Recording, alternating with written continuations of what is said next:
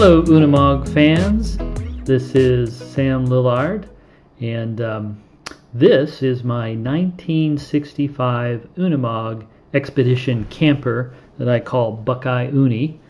And I thought I'd give a short tour of this vehicle, one, because someone asked me to, and two, I thought it would help motivate me to get ready for phase 3 of the body work that's needed. And I actually need that motivation this winter.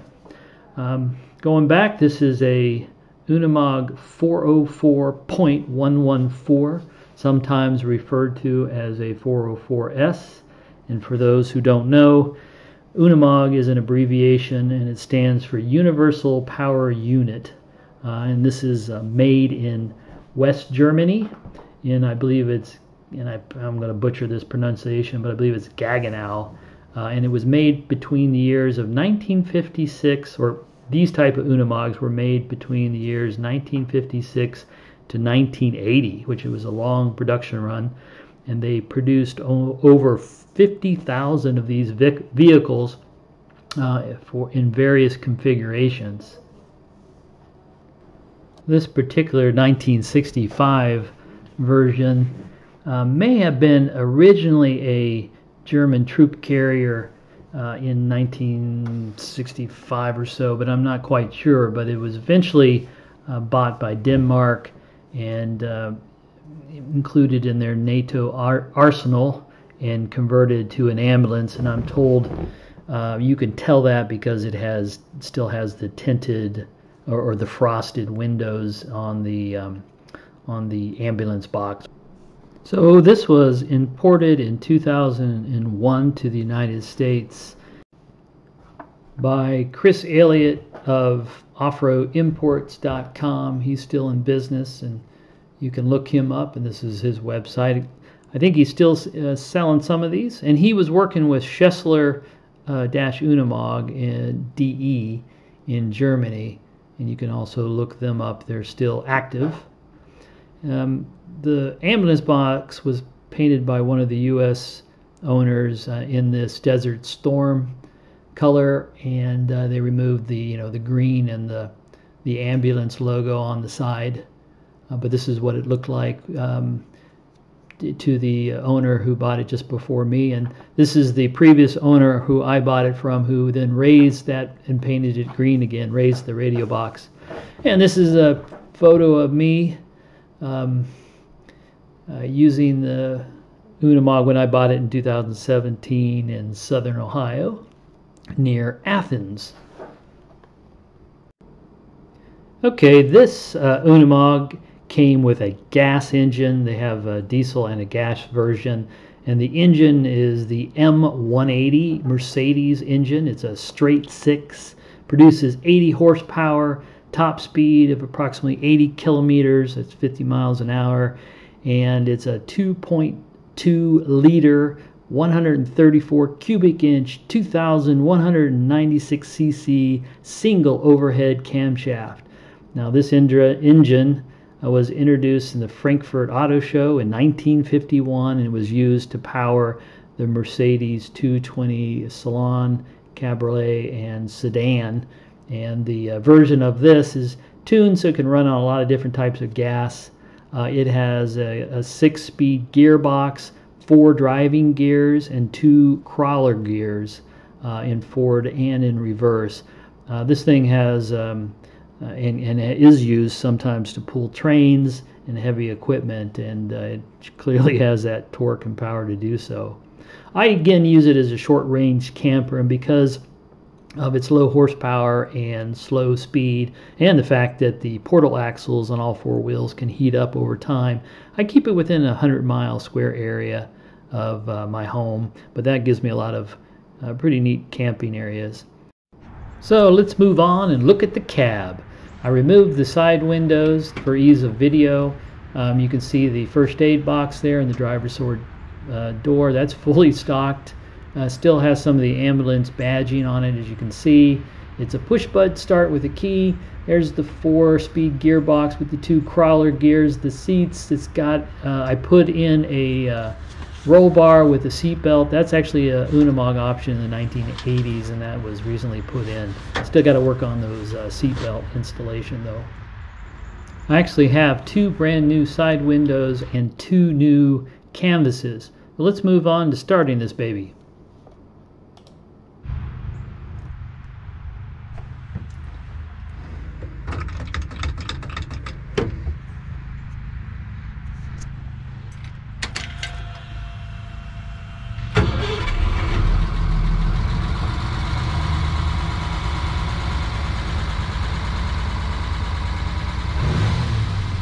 Yeah, the engine seems in good shape. It starts up in both summer and winter almost every time over the last 3 years, and has good power. It runs at 80 kilometers.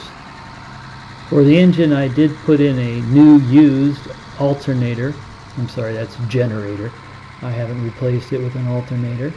You know, the major change, I do have electronic Petrax system installed. But the main thing that I think makes this thing really run well is I have a electric fuel pump. It's a Carter electric fuel pump I got from Summit Racing, and I have a fuel regulator from Professional Products that seem to keep it working really well instead of the mechanical fuel pump. I have had some problems with vapor lock when the temperature goes above 140 degrees. But so far manageable. It's still using the Zenith 32 carburetor, which is an excellent carburetor, and it's not hard to keep tuned. Of course, why everybody loves these vehicles for off-road is because they have portal gearing in each of the wheels where the axles attach up on the top of the wheel, and it allows them to really articulate over terrain. Very high clearance, excellent off-road vehicle. It goes faster on gravel and over rocks than most other vehicles. Just amazing vehicle. Okay, as you can see, I took I didn't, but my predecessor took the ambulance, cut it, and then raised it by a couple of feet to have standing height in the camper. And he did that by using wood on the sides and wood in the interior. And unfortunately, that was going to be a problem down the road. So I ripped off the wood sides and redid the studs and welded metal inside. I had a team do that with me. And this is photos of taking the wood out, cleaning out the interior,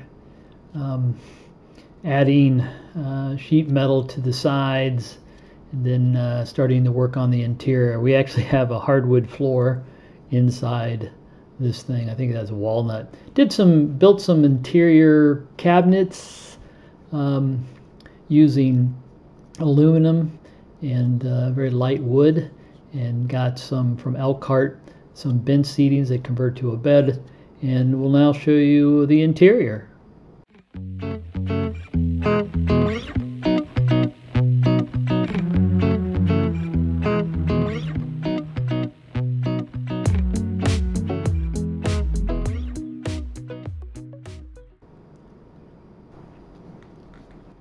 So first of all, it's got a stove with propane tanks. It's got a solar panels. It's got 400 solar watt using Renology technology. There are 4 panels on the roof. Interior lighting. It has some carding on the sides. This is the sink and the stove. There's a water filter system, which is great for pouring river water into that, leaving it overnight, and it's very, very clean. Some cabinets to hold matches and knives and utensils. This is the water pump. This is where I keep some of the dishes, as well as the propane tank for the gas stove.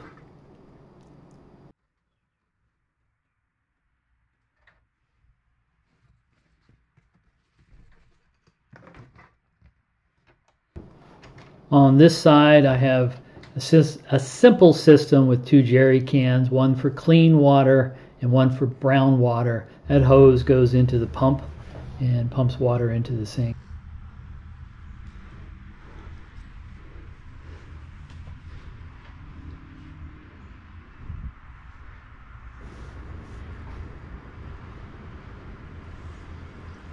Yeah, and in between the bench seat you can see the table that we have. It's in the lowered position, and here it is in the raised position. And it makes nice seating for eating, and also again that lowers to make a queen size bed.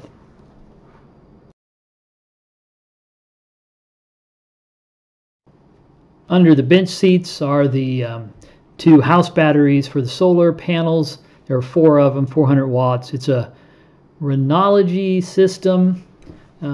That's a good company from Louisiana State. I highly recommend them, and use their solar controller as well. I have an ABR refrigerator that runs off the solar power, and I highly recommend those. That thing is great. Okay, well that's it for the tour for the interior and the exterior, and I hope that was somewhat helpful. I missed some of the things. It has a outside pressure gauge. It's got additional jerry cans outside. It has a motorcycle rack. I usually use a TW 200 when I'm traveling, but that's where it is so far, and I'm about ready to start on the final phase 3 of this Unimog 404 camper. Hope you enjoyed it.